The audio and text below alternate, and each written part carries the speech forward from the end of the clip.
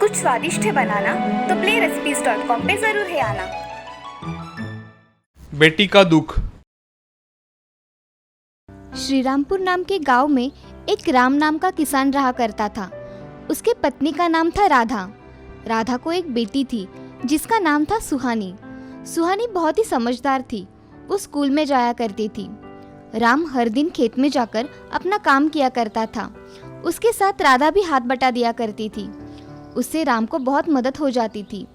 एक दिन राम को अच्छा नहीं लग रहा था। तब राधा राम से, अजय आपको अच्छा नहीं लग रहा है तो आप थोड़ा आराम कर लीजिए। राधा, मैं आज सोच रहा हूँ घर पर रहकर ही आराम कर लूँ। हाँ, आप ऐसा ही कीजिए। मैं खेत में जाकर देखती हूँ, ठीक है?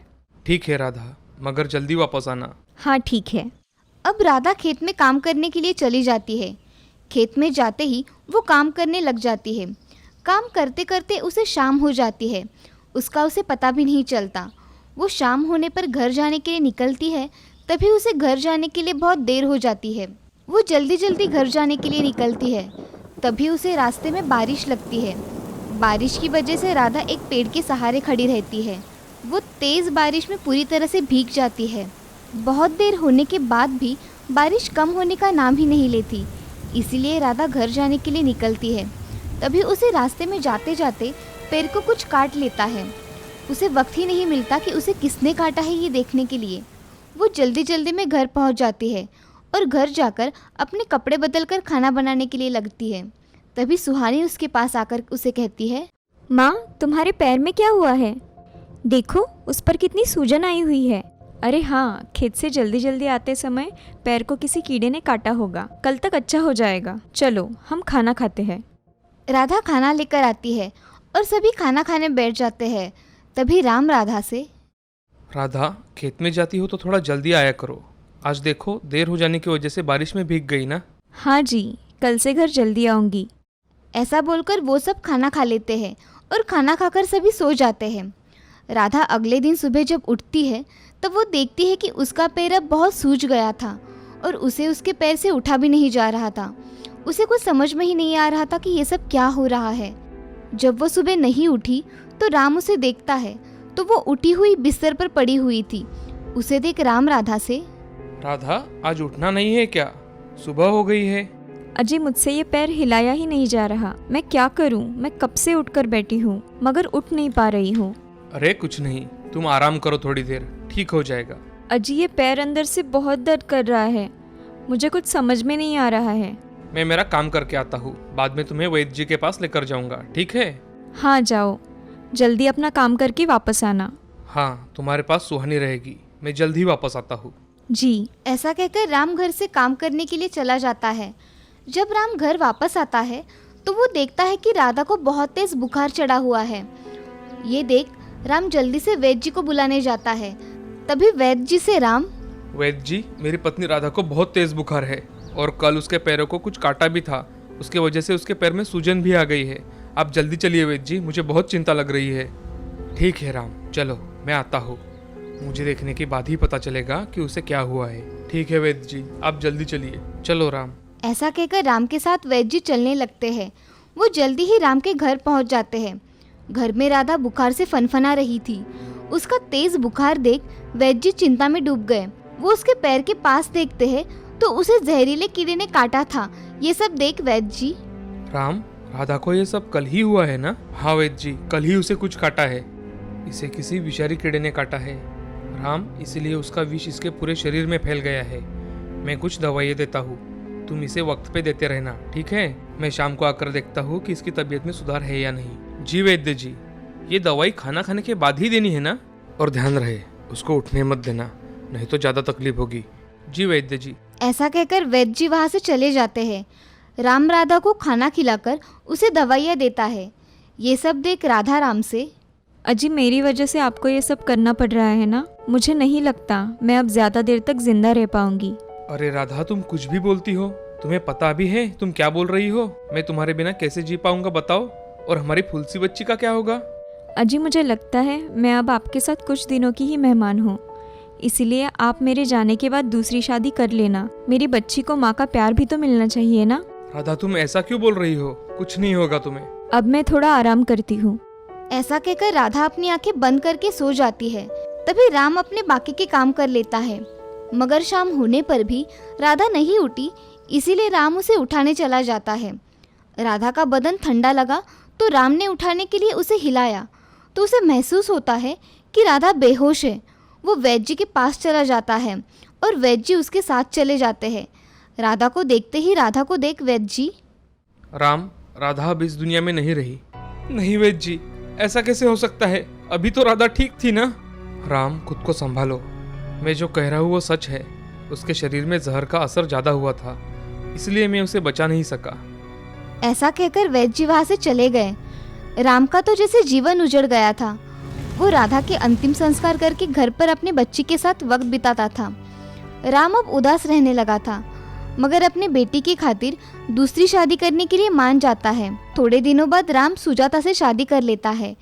सुजाता से राम, सुजाता, तुम्हें सुहानी को अच्छी तरह से संभालना है, जैसे मेरी पहली पत्नी राधा संभाला करती थी। जी आप उसकी चिंता मत कीजिए, मैं सुहानी का अपनी बेटी की तरह ही ख्याल रखूंगी। ऐसा कहकर सुजाता सो जाती है। सुहानी की आंखों में आंसू आ जाते हैं। वो सूखी रोटी खा लेती है और वही सो जाती है। शाम को राम घर पर आता है तो वो सुहानी के पास चला जाता है। सुहानी का चेहरा उसे उतरा हुआ दिखाई देता है। वो सुहानी को उठाकर पूछता है, सुहानी बेटी, यहाँ ऐसे क्यों सोई हुई हो? क्या हुआ है तुम्हें? सब ठीक है ना? हाँ पिताजी, मैं ठीक हूँ, मुझे कुछ नहीं हुआ। आज तुम्हारा चेहरा क्यों उतरा हुआ है? मुझे बताओ जरा। पिताजी, मेरी पहली माँ कितनी अच्छी थी। मुझे खाना अच्छा नहीं लगा तो मुझे दूसरा बनाकर देती थी, मगर ये माँ ऐसा नहीं करती। ऐसा कहकर वो उठने लगती है। तभी राम सुहानी से, क्यों बेटा, तुम्हें ये माँ अच्छी नहीं लगती? अच्छी लगती है पिताजी, मगर वह मुझसे अच्छा बर्ताव नहीं करती। मेरी पहली माँ देर हो गई तो डांटती थी। ये माँ बोलती है कि अगर तुम घर पर जल्दी नहीं आई तो तुम्हें खाना नहीं दूंगी, और वो ऐसा ही करती है। वो बिल्कुल अच्छी नहीं है। मुझे घर के सारे काम करने पड़ते हैं। क्या तुम्हें घर के सारे काम करने पड़ते हैं? हाँ पिताजी, मगर माँ को मत बताना कि मैंने आपको ये बात बताई है, नहीं तो माँ मुझे सजा देगी। ठीक है सुहानी, मैं चलता हूँ, तुम जाओ खेलो जरा। हाँ पिताजी। ऐसा कहकर राम वहाँ से चला जाता है। राम जाकर सुजाता के कमरे में चला जाता है। सुजाता कमरे में आराम कर रही थी। तभी राम सुजाता से, सुजाता, मैंने तुमसे कहा था ना कि सुहानी को कुछ तकलीफ नहीं होनी चाहिए, फिर भी तुम उससे बुरा बर्ताव कर रही हो। जी आपको किसने बताया कि मैं उसके साथ बुरा बर्ताव करती हूँ? मुझे किसी ने कुछ बताने की जरूरत नहीं है, दिखता है मुझे, समझी? उसके साथ अच्छा व्यवहार किया करो। जी मैं उससे अच्छा बर्ताव करती हूँ, आपको गलतफहमी हो गई है। मुझे कोई गलतफहमी नहीं हुई है, तुम्हें हुई है, समझी? आज से तुम उसके साथ अच्छा बर्ताव करोगी, समझी? ठीक है। ऐसा कहकर सुजाता चुप हो जाती है और मन में ठान लेती है कि मैंने अगर तुम्हें मजा ना चखाया तो मेरा नाम भी सुजाता नहीं, समझी? ऐसा कहकर वो काम करने में लग जाती है। वो सुहानी से बहुत सारे काम करवाया करती थी। अब की बार अगर उससे कोई गलती हो जाती थी तो उसकी उसे सजा मिला करती थी। एक दिन सुजाता किचन में काम कर रही थी, तभी उसके हाथ से तेल की कढ़ाई गिर जाती है। सुजाता सुहानी की ओर देखती है तो सुहानी के पैर पर तेल पड़ा था। वो रो रही थी, उसके पैर पर बहुत बड़े छाले पड़े थे। तभी सुजाता सुहानी से, अरे इतना रोने की क्या बात है, थोड़ा ही तो तेल गिरा है, ज्यादा नाटक मत करो। माँ, बहुत जल रहा है, आग हो रही है पैर में। जाओ जाकर पानी डालो उस पर, समझी? सुहानी लंगड़ाते हुए वहां से चली जाती है, मगर इधर सुजाता खुश थी। उसकी वजह से सुहानी को दर्द हुआ था। अब सुहानी पैर को लेकर रोती है और एक जगह बैठकर सो जाती है। तभी शाम के समय उसके पिताजी आते हैं। वो देखते हैं कि सुहानी के पैर में तो छाले पड़े हुए हैं। वो सुहानी को उठाते हैं और, अरे सुहानी बेटा, ये तुम्हारे पैर को क्या हुआ है? कुछ नहीं पिताजी, मुझसे गलती से हो गया। माँ की इसमें कोई गलती नहीं है। राम मन ही मन सोचता है, ये सब सुजाता नहीं किया होगा, तभी तो सुहानी डर के मारे कुछ नहीं बता रही मुझे। कुछ करना पड़ेगा, ऐसा ही चलता रहा तो सुहानी के जान पर भी बीत सकती है। कुछ सोच सुजाता को बाहर बुलाता है। तभी सुहानी चौंक कर राम की ओर देखती है। तभी राम, सुजाता जल्दी बाहर आओ। जी आपने बुलाया, क्या हुआ है?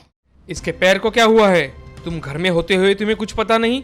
सुजाता अब बहुत डर जाती है और मन में सोचती है, इस सुहानी ने कुछ बताया तो नहीं होगा, नहीं तो आज मेरी कुछ खैर नहीं है, मुझे आज सच बोलना ही पड़ेगा। अजी, मेरे हाथ से गरम तेल की कढ़ाई गिर गई थी और सुहानी तभी वहाँ ही थी, उसके पैर पर जाके गिरी। इसमें मैंने कुछ जानबूझकर नहीं किया, गलती से हो गया। सच कह रही हो? अगर ये झूठ निकला ना तो तुम्हें मैं हमेशा के लिए तुम्हारे मायके भेज दूंगा, समझी? सुजाता ये सब सुन बहुत डर जाती है और उसे महसूस होता है कि वो कितनी गलत थी। और सुजाता कहती है, मैं अंधी हो गई थी, मैंने अपनी ही बेटी को ठेस पहुंचाई, मैं अब से ऐसा कुछ नहीं करूंगी, मेरा यकीन करो। ये आखिरी मौका है तुम्हारा सुजाता। अगली बार अगर ऐसा कुछ हुआ ना तो मैं तुम्हें माफ नहीं करूंगा और मेरी बेटी की खुशी ही मेरे लिए सब कुछ है। मेरे बुरे बर्ताव के लिए मुझे माफ कर दीजिए। सुहानी अब उसके पास आकर बोलती है कि माँ, तुम माफी मत मांगो, तुम तो मेरी माँ हो ना, मेरी अच्छी माँ। ये सब सुन सुजाता की आंखें भर आती है, वो सुहानी को गले लगा लेती है। अब राम भी ये सब देख बहुत खुश हो जाता है। अब वो तीनों खुशी खुशी एक साथ रहने लगते हैं। इस कहानी से हमें ये सीख मिलती है कि जिंदगी में हमेशा अच्छे कर्म करते रहना चाहिए, कभी भी बुरे कर्म नहीं करने चाहिए, किसी के साथ भी बुरा बर्ताव नहीं करना चाहिए। सुंदरपुर नाम के गांव में राघव नाम का एक आदमी रहा करता था। उसकी पत्नी का नाम रमा था। उनको एक बेटा था जिसका नाम था साहिल। साहिल छोटा ही था, तभी उसकी माँ रमा बीमार होने के कारण उसे छोड़कर चली गई थी। अब घर में साहिल अकेला रहा करता था। उसका अकेलापन राघव को खाया करता था। तभी राघव की मौसी एक दिन उसके घर आती है और राघव से कहती है, मैं सोच रही हूँ कि तुम दूसरी शादी कर लो। अरे मौसी, लेकिन मेरा साहिल अभी बहुत छोटा है। पता है मुझे, इसीलिए उसी के लिए तुम्हारी दूसरी शादी करवाना चाहती हूँ। उसको माँ का प्यार मिल जाएगा और वो घर में अकेला भी नहीं रहेगा। ठीक है मौसी, आपने सोचा होगा तो ठीक ही होगा। ठीक है, मैं फिर लड़की देखना शुरू कर देती हूँ। जी। मौसी राघव को एक अच्छी लड़की देखकर उससे शादी करवा देती है। उसका नाम था लक्ष्मी। लक्ष्मी राघव से शादी करने के बाद उसके घर में बहुत अच्छे से रहने लगी थी।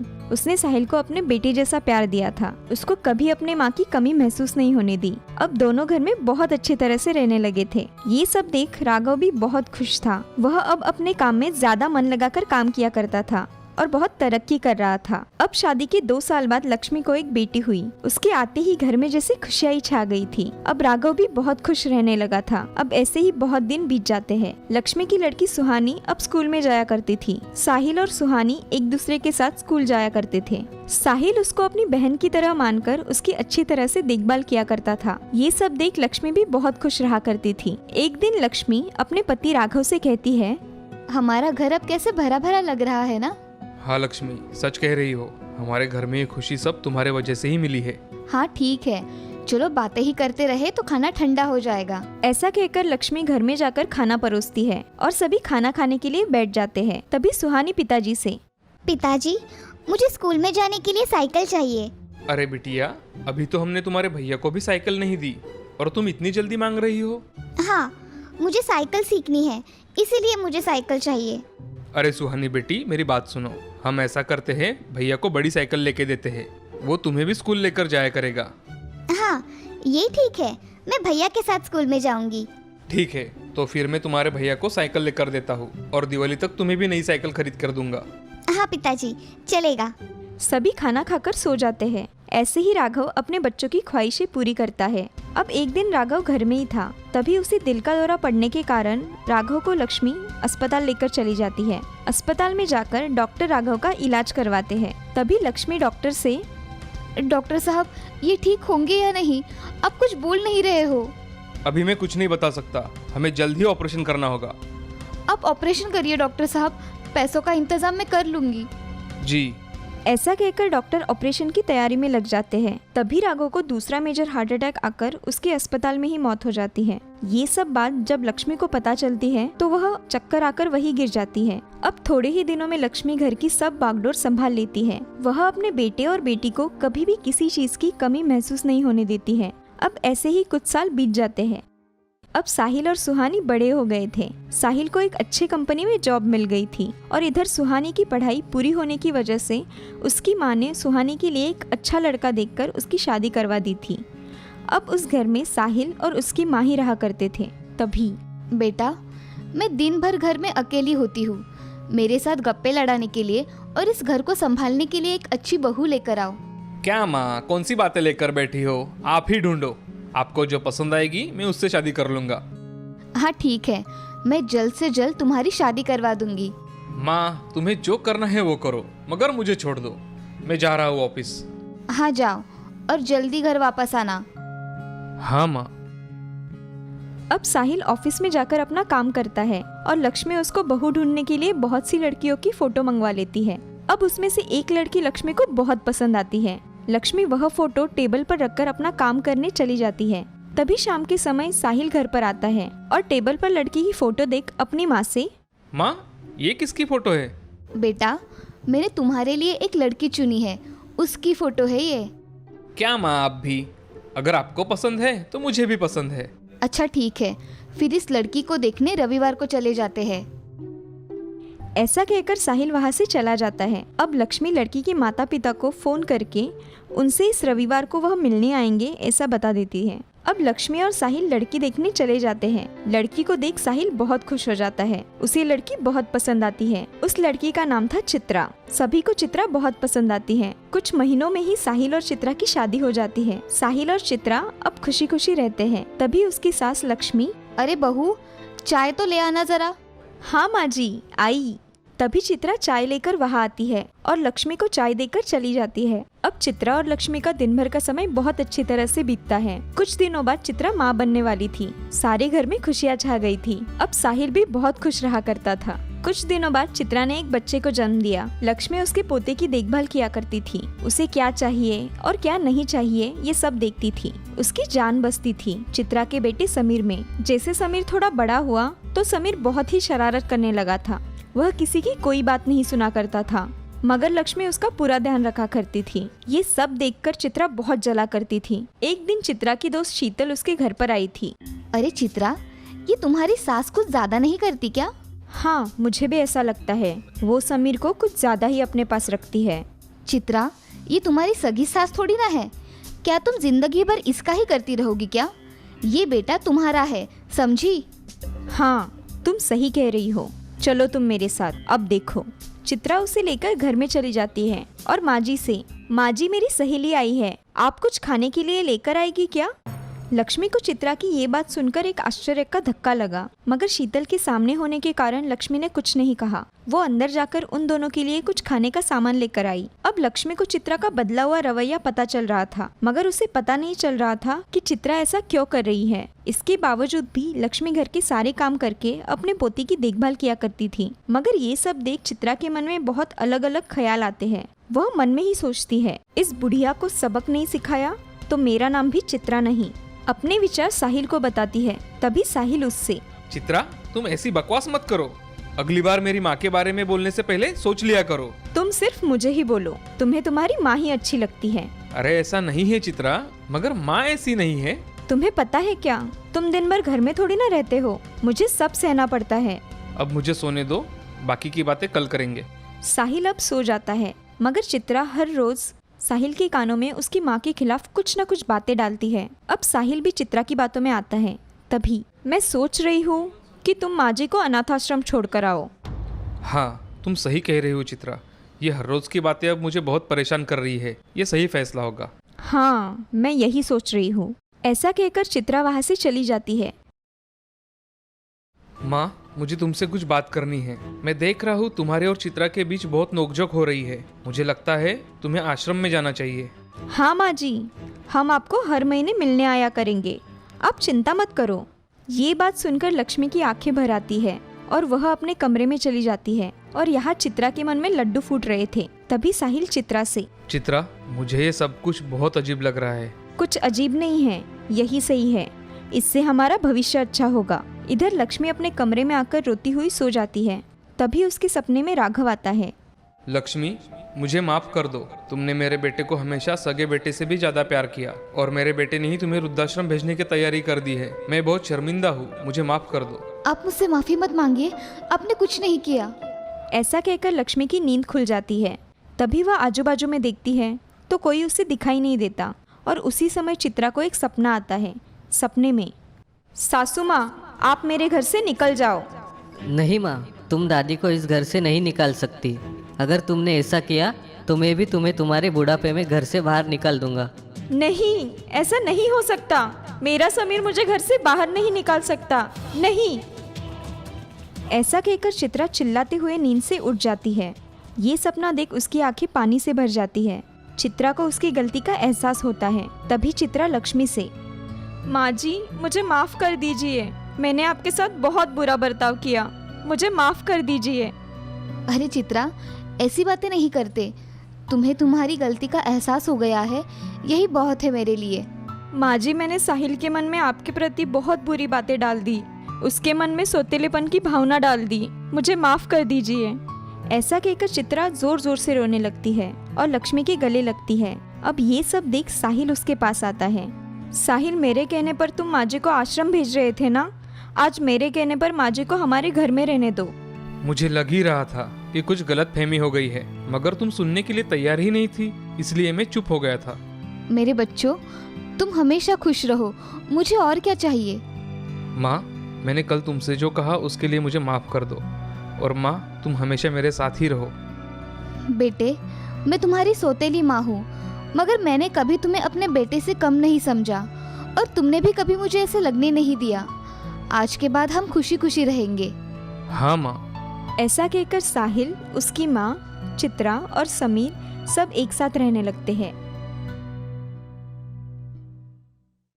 इस कहानी से हमें ये सीख मिलती है कि जैसा कर्म करो वैसा ही फल मिलता है।